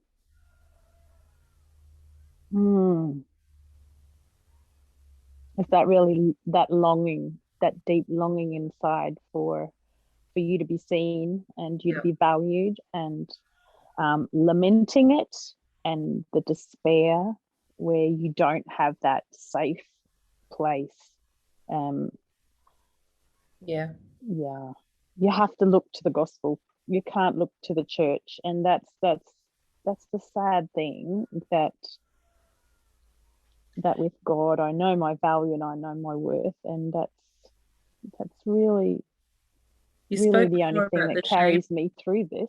Yeah, you spoke about the shame, Nicki, and I think it's interesting that we've all come back to that metaphor of a relationship. I don't think there's any coincidence that there's so many metaphors about the church being, you know, in a relationship with Jesus. I'm in a relationship with my church too, and it does feel like the shame of being unloved, and that is a shameful experience of craving interest and validation and recognition and connection that you feel presumptuous for even hoping for, and it feels so bad. And it's not just passive, is it? So, you know, this whole San Antonio thing was actually a massive rejection. Oh yeah, it was huge. We all sat here at the start of this, Peter, and we listened to Debbie read Neroli's letter, and you saw on our faces how inspiring that was, and how reading that meant something to us, and we all felt something. And then just that ending one, just that recognition that only 3 out of 11 wrote back, and we're supposed to celebrate that they heard that letter that we heard and didn't write back, tells you what it feels like to ask for something that just is never coming. I don't think that any of the SDA leadership are going to watch this because they don't want to hear this. They don't want to hear it.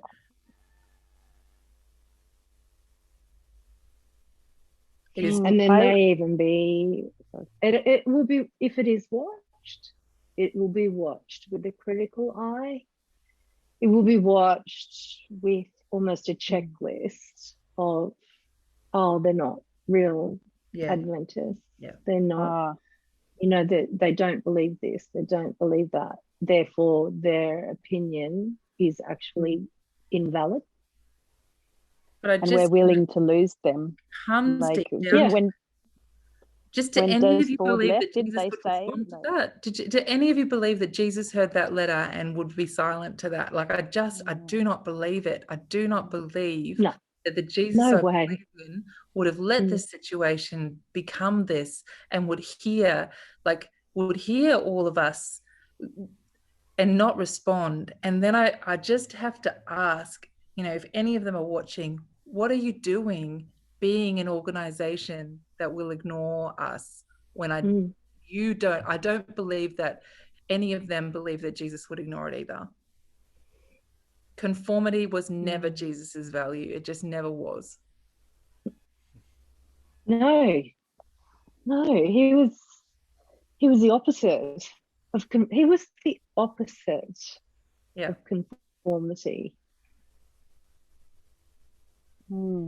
When Graham wrote that little comment about how healthy this is, it's not healthy psychologically for quite a few reasons, and I think modern day religion does seem to strangle the gospel a bit with its many rules and too high standards. I mean, look at the women in church. You have to look your best. You have to wear makeup. You have to have all of these amazing standards that I don't know who can possibly meet.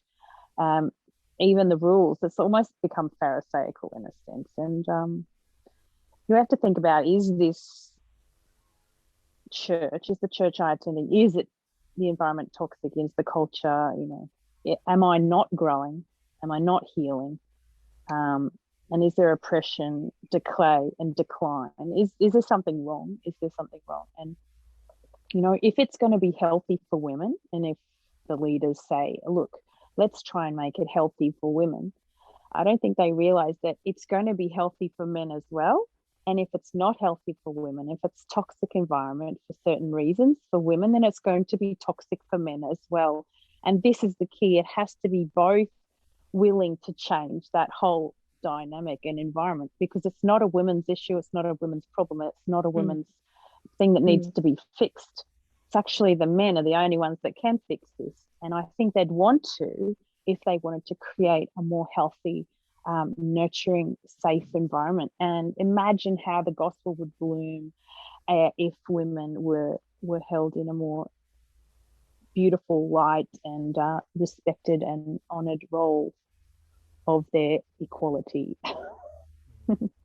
And it's not about power. It's not about women wanting to oust men. No, that's ridiculous.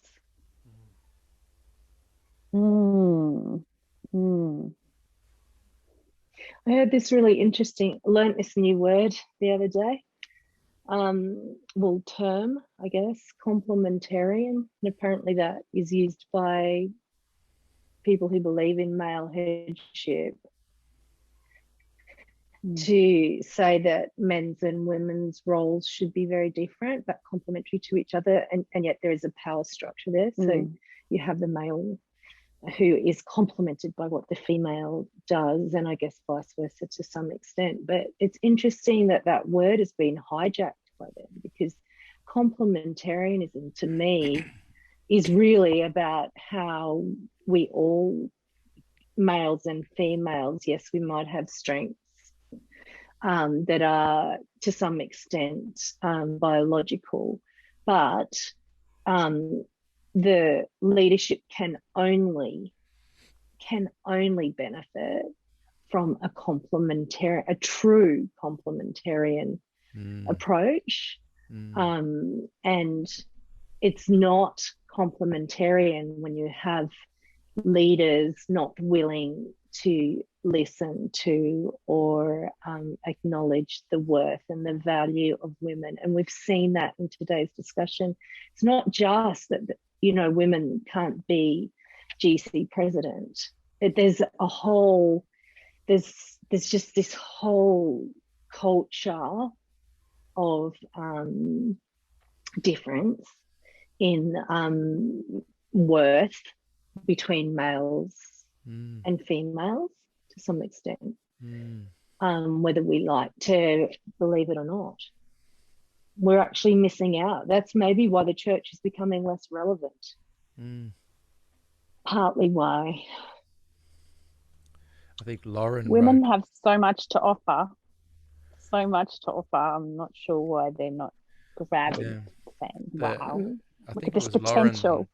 Lauren just wrote. It's gone above the screen for me to see, but from memory, it was like women have been robbed, Mm. Wow. generation after generation. Wow. That, You know, yeah, that's not true. just robbed, the whole Imagine the church. cost. Hasn't the Yeah, whole the church church. been The robbed? church has been robbed. Yeah. Yeah. Like, seriously. And that's what I'm saying. The men are missing out as well as the women. It's not the women that are Mm, being oppressed as well. It's mm. the men are missing out as well by the women not being their full potential and being in the healthiest they can be. The men will never be as well. I think Yeah. it would be That's why. amazing to see. That's why Mm. I'm so for men and women standing up together, because Yeah.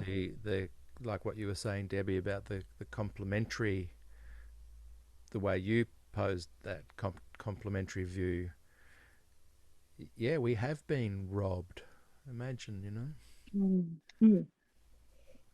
So in one Wow. interview, I can't remember which it was, but the person was talking about what could have. Oh, John Rosier was saying what could have been, and he wrote an incredible amount of work, a full list of what he felt could have been if the church had taken the opportunity in the late 70s and early 80s to really address a lot of these things, that at a political administration level had made some important changes. And that made me ask, well, instead of saying what could have been, can you still ask what could be? On the response to the open letter there, I think we all felt it, Nerili's response, Mm. almost a resignation of, like I felt from you guys, I felt like a despondency. I felt like her ultimate message was, this may not be the church for me. Mm, So the church loses again. Yeah, robbed again. So I want to, in a minute, talk about what Nicki raised. What is the bus? Discuss some of the things that you guys think are potential game-changing things that can be done to bring about change. And then we'll kind of say our farewells for now. I think we can definitely have a part 2 on this, and maybe we can invite some other women in to join the conversation. I'd love to drill down more into the Ellen G. White kind of thing as well. I know Rochelle's got some. Rochelle's my go-to person. Where did Ellen White say this? Did she say this? And Rochelle will go and do So some ironic, research. Peter. It's so ironic. I know. So I want to just have just a few minutes, because we can use this for another interview, but some thoughts on Ellen White. She was a powerful woman. She resided over the church with power and influence, politically, spiritually, emotionally. Who'd like to go first on that? I don't think people were speaking to her as a woman, though, Peter. She was a vehicle for God. That's how she sold herself. And I think that's how people took her, had to take her at the time. It's not like they were arguing with a woman. They were actually speaking to a prophetess at that point. It's a different thing. And even then, look at the pushback she got. Like, these early church leaders seemed to have clearly believed that she was a vehicle for God's messages, and they still sent her to Australia as punishment. And what does that tell you? Yeah. Convict. Convict. I mean, they really singled her out as someone who was Yeah. speaking for God, and she still didn't get. Incredible. Yeah. Like, that's remarkable to me. That is a really good point. I haven't actually thought of it that way. People keep bringing her up as, oh, she's matriarchal, but she wasn't. It wasn't in her, and she was very explicit about the fact that it was God's words through her, and different ball game, I think. Yeah, that's great. I hadn't thought about that. I'll just quickly read something Bronwyn said, because I've heard her say lots of interesting things about Ellen White over the years. Yeah, she's great on Ellen White. Ellen White personally ordained women to pastoral and evangelistic ministry roles, and she paid their wages from her own book royalties. Yep. But like you say, she was treated like a prophet, not a woman. Mm. And when she was treated like a woman, she was sent to Australia to keep Yep. her out of the men Out of in the suits, out of administration their centre. hair. Club. They were fine for her to pass on messages, did not want her to have an actual leadership role in how the church should be run. I just assumed that she would have been ordained and then it would have just been a non-issue, and that's why she didn't talk about it much. I just assumed that she would have ordained other women, and I mean I just think we've just tried to cover that up with specific reasoning that is to do with current day issues, not necessarily. She was very instrumental in the direction of the church, whether she was influenced by her husband and Joseph Bates, That's true. or not. Yeah. She was incredibly influential, and in fact it took her endorsement of their ideas for the church to accept those doctrines. And the doctrines changed depending on her endorsement and her visions. So yeah, and really the GC seems just imperceptive of this stunning irony. Yeah. You know, that it was founded and shaped by a female end time prophet and leader, and now they're blocking other females and taking church leadership roles. Like, how ironic is that? Unless I know, they're of a certain type, maybe, then like you can do this, or if it has to do with women's ministries, you can't do that, like unless you're whatever. But it's ironic and it's stunning. It's just it shows their level of blindness, and that's, I guess, what I tried to really address in that David and Goliath, and saying that really the GC is like Goliath in that you have to read it to understand the blindness thing, but the fact that it's almost an enemy within our ranks. It's an enemy of half of the church population. Not half, because some of those women also believe in male headship, but yeah. And I think, like Rochelle I said, find it's because of the way they perceive her as a prophet, not as a woman. Sorry, Nicki, I interrupted.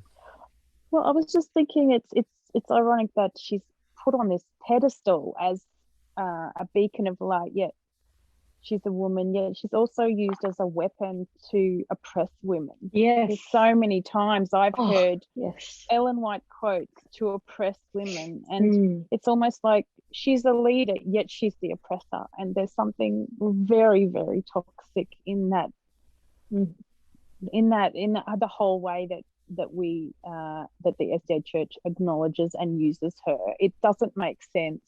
And I think you grow up with the hypocrisy, and you start understanding and start seeing this does not make sense in any way.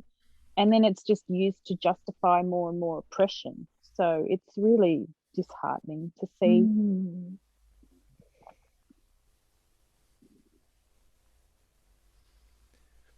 You got anything? Quite nauseating. Yeah. Yeah, it's damaging. It's psychologically damaging, not only spiritually. I don't think people understand the spiritual damage and psychological damage and emotional damage that the oppression of women that occurs for women in the church where there is oppression. The new tack I've noticed, the rhetoric around it has changed over time from being, how dare you aspire to this, to being, it's no big deal, the ordination. Why don't you just get on with the ministry God has given you? If it is no big deal, just do it. Like, honestly, I watch the rhetoric just it goes round in a circle. That's right. Doesn't it? Yeah. If I have sorry. No, go ahead. Even the supporters of women's ministry believe that it's just a bit selfish of you, don't you think? Oh, And yeah. if you can't, Why do you need the you can't recognition? Why afford can't you to do it wait, without the pat on the back?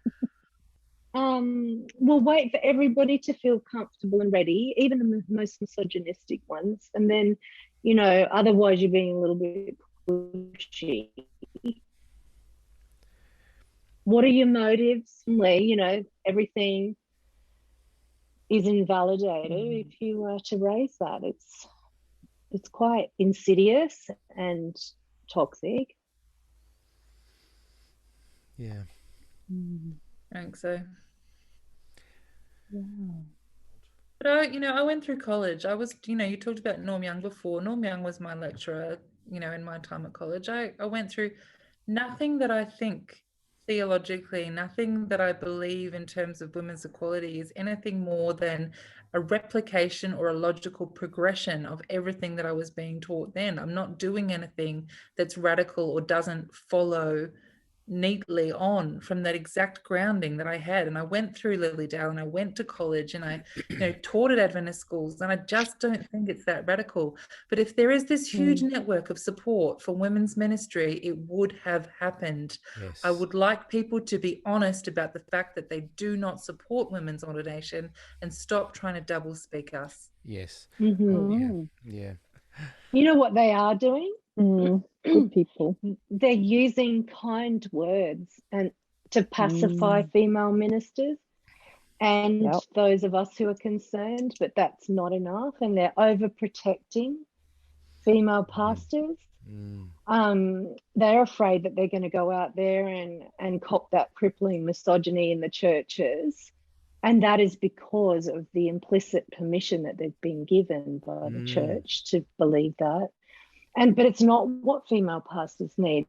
They need to deal with that misogyny at the local church level. Go and talk to them instead of penning the women, penning the female ministers in their own special enclosures, like as if they're a rare breed.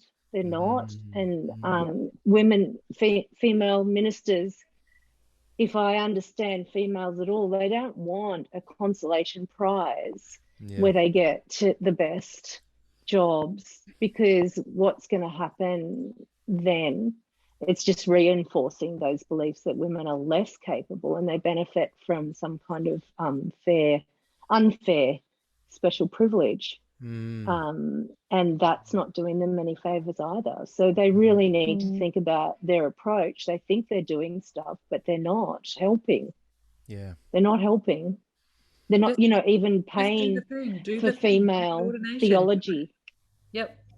Paying for female theology graduates. What's that going to do in the when it comes to collegiality between male and female ministers? Like that is, even the most kind person would still feel some resentment toward that. Surely male would feel some resentment. When was that first record that came out about women's ordination? Was it 95? I feel like, do you guys know the one I'm talking about? Yeah, for sure. There was early 90s. Was it under Bruce Manners? I think there was a full record where people wrote these for and against articles, And I remember feeling in 95, well, it's coming. Exactly. It's coming. Yeah. I worked with Bruce Manners. So we've had enough time. That's a generation. We've had enough time to soften up this idea. Yeah. Things are going to happen. Make them happen. And I was given the carrot my whole life. It's changing, Pete. It's changing, Pete. It's coming. And I gave my life to Adventism. It is not music, coming. Ministry, not coming. Employment. Yep. I gave my life to it. And then, being in a crazy situation of being, 50 and having my first daughter being born, put me in a crazy situation, a perspective shift where I thought, oh, and now am I supposed to tell this little one that, if I was 25 and had a daughter, she would have come along for the ride with it's changing. But to suddenly reach well and truly past middle age and go, I've given everything and I've been robbed and there's nothing changing. It's not changing. And then looking at my little baby going, what? Can I bring them into this? That just profoundly hit me. And if I hear one more person say to me, "Oh, but ordination's not in the Bible; it's just a word," I'm tired of defending that. It is certainly a word of importance if it's used as a weapon of suppression. If it's applied We're agreeing with unevenly. you. Hey, I've got a suggestion. Why don't we get together, invite 2 or 3 other women to join us, so the 4 of us and 2 or 3 others, and let's talk about what is the bus and what can be changed, because I think we could spend another 2 hours just on that topic. And I I've don't. got a whole analogy here. It's hilarious. Awesome. Don't I'll do make it sure later. it's written down. I don't want it Okay. lost. But I just feel like I could go another 3 hours, no problems. But I just feel like we can dedicate part 2 to a part of the conversation that I don't want to just wrap up in half an hour, kind of thing. Yeah. Are you guys okay with pondering that? And we can talk off screen the logistics.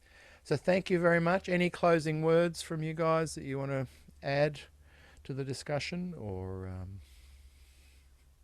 Go girl. Maybe only that the whole silence thing, the theme that we've been talking about, that's where injustice thrives, in the silence, when we're too afraid to speak our thoughts, and in the vacuum that is created by that. And so really the worst thing that we can do is remain silent.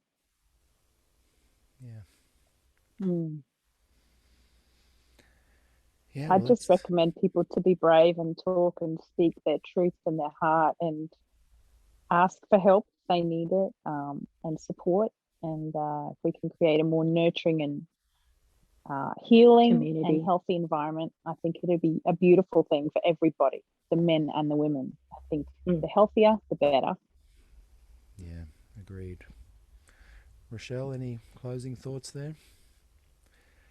I guess I hope, we're talking a lot of people are talking about remaking the church in the face of post-pandemic changes, and it would be so good if this could be one of the things that we remake. Yeah. Like, if we're actually going to make some changes, then this would be awesome. Yeah. So thank you, everyone. Send some love hearts through on the screen, everybody. Really appreciate you girls talking, and those that have stuck with us and watching. It's been wonderful. Thank you very much. See you next time. Thank you. Bye. Bye.